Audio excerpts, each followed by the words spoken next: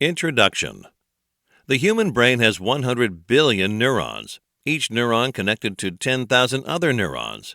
Sitting on your shoulders is the most complicated object in the known universe. Michio Kaku.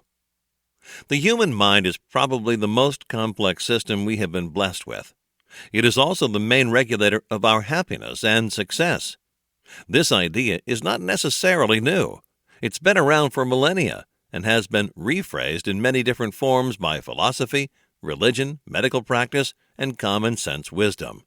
Yet only recently, due to extensive medical research, we have become able to understand the processes that connect the dots and allow that to happen. That also means that we have been given a real shot at better achieving the things that we strive for. The human being can hardly become efficient at anything if a right balance is not achieved in the mind.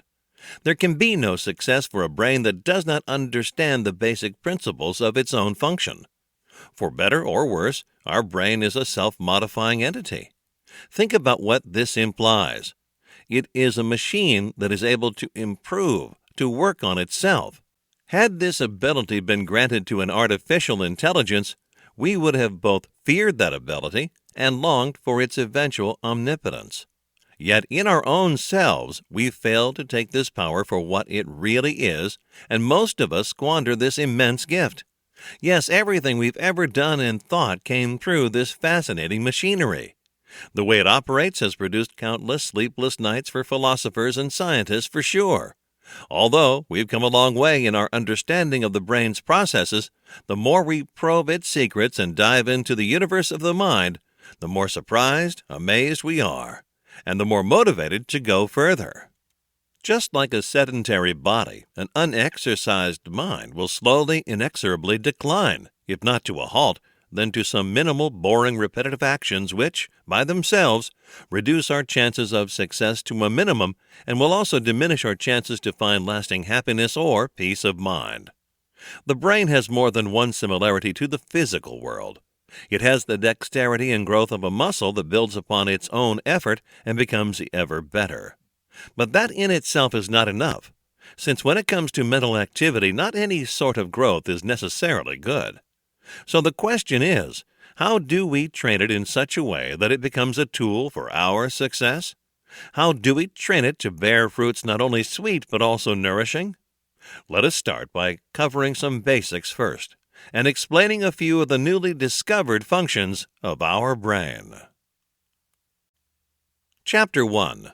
Neuroplasticity. No further than 3 or 4 decades ago, it was thought that our nervous system was rather fixed and pretty much incapable of any serious regeneration. It was thought that, besides the period of prenatal development, the growth of neurons was limited. The general consensus was that, by the time we reach adulthood, we were stuck with what we had. And there seemed to be even more bad news, since neurons proved to atrophy as people aged. Under these circumstances, it seemed to be a miracle that the human brain could keep working for so long and quite remarkably well, even for those who were rather old. In present days, scientists have proven without a doubt that neurons continue to be born throughout adulthood, and even more. It seems that we are endowed with an ability that has been named neuroplasticity, which refers to the brain's amazing power to change its structure and function in response to what it experiences. A short quote from Wikipedia is relevant at this point. Neuroplasticity seems to occur on a variety of levels, ranging from cellular changes due to learning to large-scale changes involved in cortical remapping in response to injury.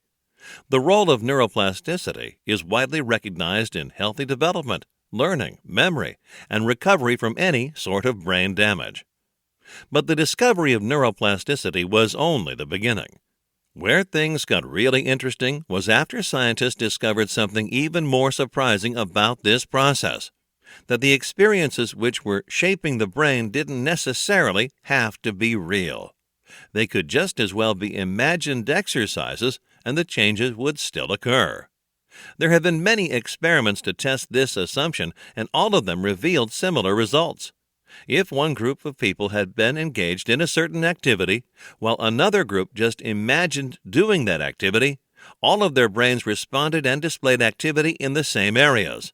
This was an amazing discovery whose effects and side effects are still being researched and explored.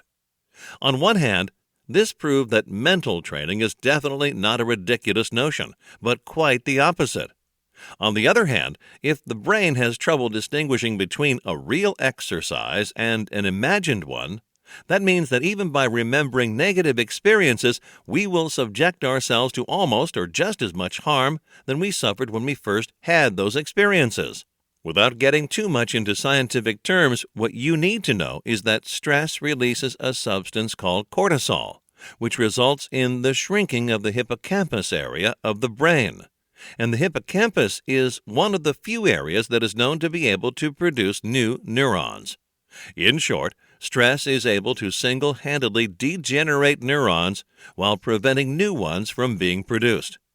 This further enhances the conclusion that a person's mentality is directly responsible for that person's success and fulfillment or the lack of them, which in turn makes it even more important for us to grasp these notions and to find ways of controlling and improving our thoughts. One of these methods involves our handling of memories. Chapter 2.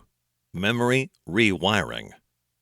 What the neuroscientists only recently understood is how the brain retrieves memories. Most of us think about our memories as being kept as they were, in certain drawers, or in memory banks in our brain. We imagine the act of remembering as nothing more than playback of the original recording. This is what the scientists disproved. They have now real evidence that shows how the brain rewires the connections between neurons every time we remember something. But how does this help us in achieving success? Actually, your behavior, your general attitude is heavily influenced by your memories. Negative ones hold you down, discouraging you. You are less likely to try a certain thing again, even if chances of failure are relatively small if you had a bad experience with that exact thing in the past. This not only applies to your business life, but also to anything else. New experiences, taking chances, promising opportunities, all of them refused because of the fear of repeated failure. This is how memory rewiring works. The brain literally changes its structure every time we remember something. The more you play back a certain memory, the more you imprint it with your emotions about that particular thing. And chances are, in doing that, you are also driving it further away from reality, from what really happened. This can turn out to be a really, really bad thing if that memory hurts you, especially if you are unaware of this process. On the other hand, it can prove to be an invaluable help if used with awareness. It can seriously diminish the negative effects of memories that have scarred you. So what does this discovery imply? It implies a very real possibility of editing our memories, enforcing the good parts and weakening the ones that hurt. Every time we remember something, we are literally editing, changing it, and re-memorizing it. This implies that if we become aware of how this mechanism works, we have a real choice in what emotions we associate to certain memories. This method is so efficient that most motivational speakers are nowadays proposing it to their listeners. Also, it has become part of the therapy used in treating PTSD sufferers. Of course, there are certain limits that we must establish when using this method. After all, there is little to be gained from changing things that do not need to be changed.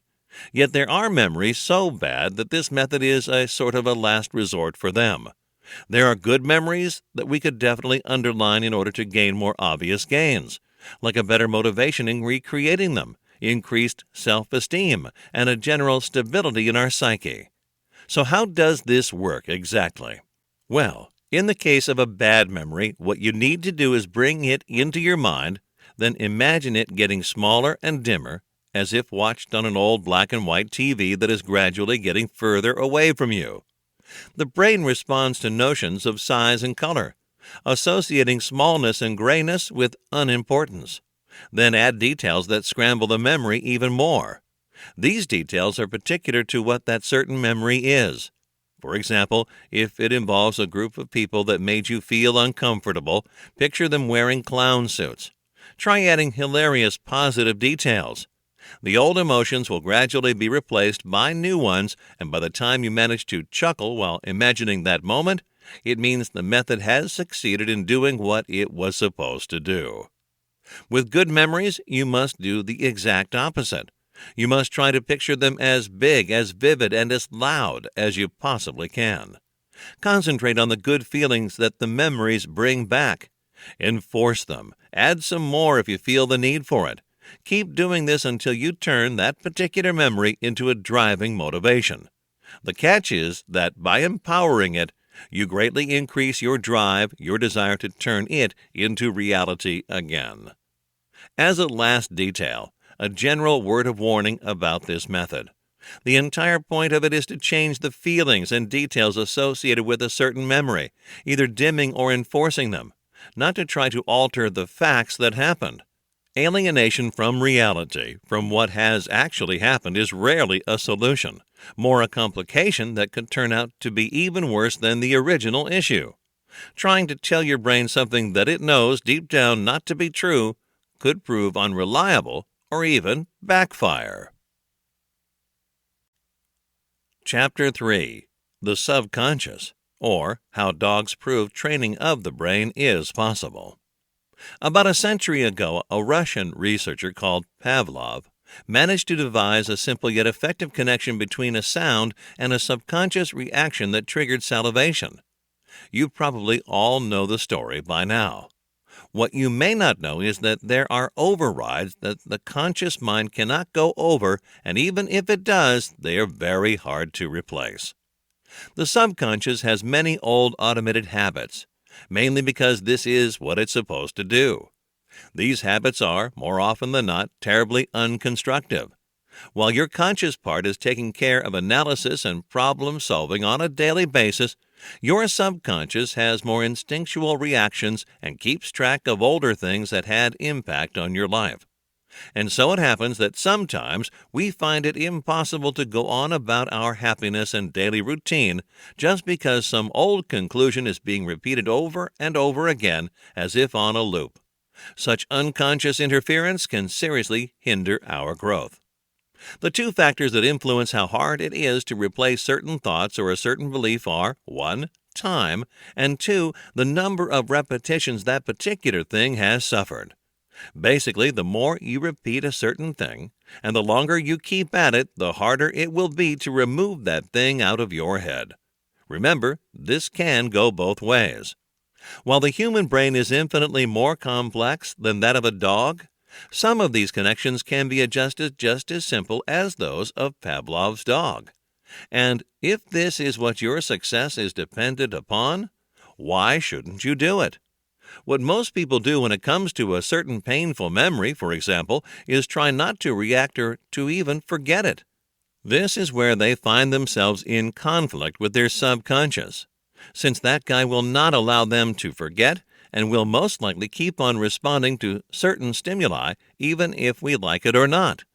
The solution lies not in trying to replace or numb the stimuli, but in changing the neural connection that those stimuli have ingrained in our mind from a negative path to a more positive one.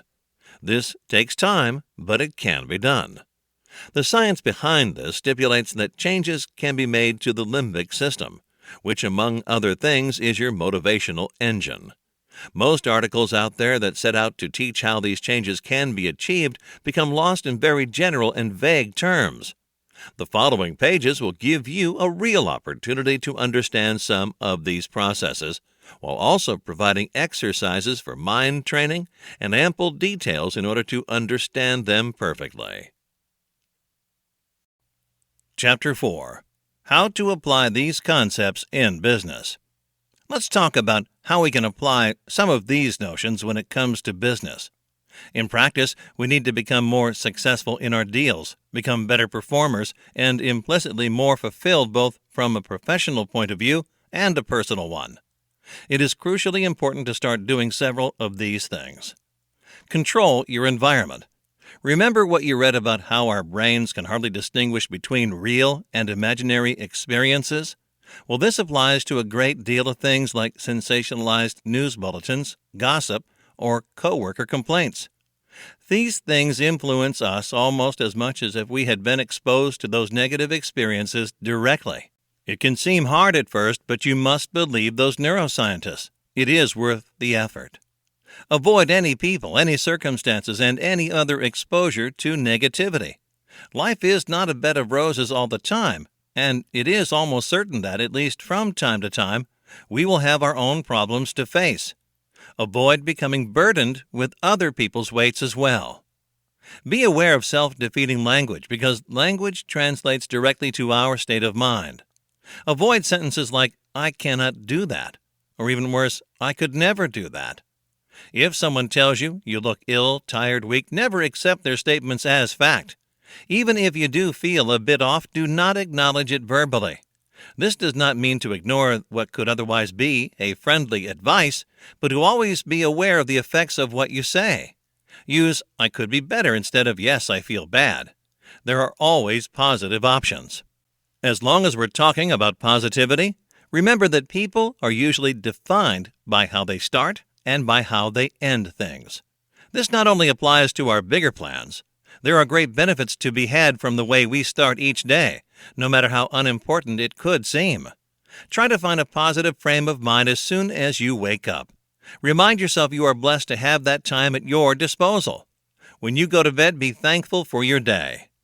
Basically, what all of these things have in common is that they propose a different order of things. If you are to wait for a good feeling in order to act like it, you may have to wait for a long time. Instead, act like it first, and you may actually start feeling better. This is not just a wishing well advice. There is actually a lot of science behind it. It has been proven that even when you fake a smile, the movement of the facial muscles causes the release of dopamine and serotonin in the brain, which generates a feeling of happiness and faster relief from stress. So, next time you wish to feel better, try faking it until you actually make it. You may not reach nirvana in a few seconds, but you cannot reach your destination if you don't at least take the first step. Chapter 5. Autosuggestion. Working on your memories goes really well, one could say, hand in hand with autosuggestion. Some of the same tricks are being used, the difference being in the fact that you do not work with something that has already happened. You work instead with something that will happen or that you want to happen. It is fairly simple, and you only need to devote a few minutes every day in order to get good results. For example, bring into focus the thing that affects you the most at a certain time, and imagine it going exactly as you would like. No, scratch that. Imagine it going 10 times better. Then go even further. Imagine all the details that would accompany such a success. Picture it in your mind, how you would enjoy that, what emotions would accompany that state, and keep doing that every day for a while. Now let me explain why this will bring you closer to your goal. It is because most people, when they wish for something and that something is of great importance to them, they usually feel discouraged, maybe a little afraid. They start worrying that they won't be able to achieve, to earn that certain thing, and by doing that, they create a negative emotional bond with that dream. So after a while, just thinking about that dream brings anguish and fear into their mind, sometimes without them even realizing it. So by doing the exercise described above, what you do is replace that negative bond of emotion with a positive one. After you practice for a few weeks, even days, you will start to feel inspired when you think about achieving your goals. Your subconscious will instantly generate more ideas, better feedback, and provide you with more energy to carry out your plans. If nothing else, at least you will enjoy doing your work, and as you may have understood by now, good energy attracts even more good energy, until you reach a point where you will have gained continuous momentum for your dreams. So, focus is immensely important. Always be aware of where your focus lies. This is maybe the most important thing that you will ever have to do. Once you learn how to do this, each and everything in your life will become easier. This is what separates the more successful people from the less successful ones. There is something that every individual must realize in order to become an accomplished person and take charge of his own life. You are not your brain. There isn't a generally accepted reason why our brains try to trick us into believing such a thing. Maybe it's just because we allow it to, and we rarely question that fact. The reality is that your brain can give you a lot of bad information, and it can tell you a lot of lies about yourself. There are many people around the world whose minds bombard them with negative thoughts, telling them how weak, ugly, incompetent, fat, stupid they are. The list could go on for pages. And the tragic thing is that most of the people who experience such thoughts are not able to find ways to stop these thoughts. After a while, they accept them, take them for granted. For others, the process is not so obvious. Yet the reality is that every single person out there has some negative feedback from their brain. In order to achieve your full potential, you must start questioning yourself. Learn to recognize the thoughts that bring the most discomfort and discouragement in your life. Separate them, mold them, change them. Ask yourself if those things that bring you down are facts or beliefs. You will discover that in most cases you believe a certain thing not based on a certainty, but simply because you got used to seeing it that way. And if repetition has been able to fixate a negative thought in your mind, repetition is able to remove that thought too, or even better, change it into a positive one. Yet sometimes just imagining things just won't cut it.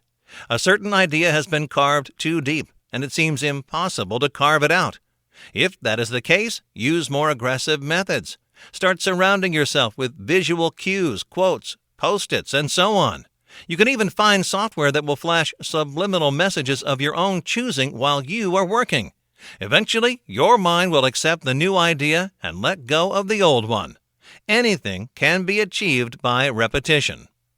More particular methods of finding focus or training your mind can be found through meditation. For example, if you're willing to experiment with it, we suggest you give it a shot. There's nothing to lose and quite a lot to be gained from it. Researchers found innumerable benefits to meditation, and prayer too, for that matter. They reduce stress and anxiety, thus reducing the damage that your brain incurs on a daily basis. Studies have revealed that these practices can actually change the size of particular regions in the brain, reshaping neural pathways and improving your mind in a very real way. Changes were noticed in areas of the brain associated with fear, anxiety, depression, anger, and even the ability of the body to heal itself. You will need to start practicing regularly, though, to be able to get the more obvious gains out of it. Eternal life aside, there's no reason why you shouldn't start improving this life first. Chapter 6. Empathy. Let us talk now about what we can change about our connections with other people. There is no ignoring the fact that our brains are hardwired for connections and relationships. Science has discovered that each person has a number of specialized neurons called mirror neurons, which activate when another person is sharing something with us. This explains how, in certain cases, it is almost as if we can feel another person's pain just by looking at a movie of them being hit, or how we suddenly feel a rush of happiness when friends share the happy moments of their lives. Of course, not all people experience these things at the same intensity, but research has shown that the ones who are more adept at this neural resonance are also the best problem solvers out there. Because, after all, this is not just about some popularity contest, which, by the way, it won't hurt to be won either, but mostly about having success in your business endeavors. So why does this work? Well, scientists explain that those who are better at this empathic communication not only predict some of the actions of other people better, but are also able to communicate their desires around, which in turn motivates others to help where otherwise they wouldn't, and even put more enthusiasm into it. A good communicator attracts more people around him. Good communicators have more meaningful relationships, either with their life partners, their friends, or their coworkers. They motivate their subordinates better and predict the wishes or whims of their bosses with greater accuracy. Stronger bonds always increase efficiency. Chapter 7. Reflected Logic. Sometimes the body works the mind. We know for a fact that our mental state influences our general energy. When people are sad, they feel as if they are drained of energy, not just mentally, but also physically. A depressed person will rarely find the will to do something, even if it's just a simple walk. Yet only a few people are aware that such a connection works both ways. It has been demonstrated in various tests that even a 10-minute stroll will encourage the brain to become more active, more creative, and regain some of its lost mood. So it seems that things work the other way around too. You just need to take the first steps. After that, the body will take care of the rest. Think about it. If athletes have mental trainers, why wouldn't mental exercises also make use of the rest of the body? After all, we are a whole, and every member is dependent on the failure or success of the others. Even better, combine exercises. While taking your walk, try to remember as many details as you can, and after you've come back home or to your office, try reconstructing your path as vividly as possible. And don't limit yourself to this memory exercise. Practice everything that you've been told until now. Look out for things out of the ordinary, for happy people. Test all of your senses. Try to discover what that special smell is. Play with the surrounding sounds. Enhance some while leaving out others. Feel your body. Use your mind to follow your movement, your breath. Enjoy whatever beauty you can find inside and around you. Once again, with the risk of repeating this one too many times, always be aware. Chapter 8. We are our own personal development trainers. Our brain is a thing based on natural law, yet it can harness the power to bend those same laws and get the most benefit out of them. This power that most of us do not entirely comprehend places us at a very important yet delicate place among all that exists. We have achieved, and not in such a long time, the power to change matter and juggle with many laws of the universe. We have developed immensely powerful and complex machines. We have developed ourselves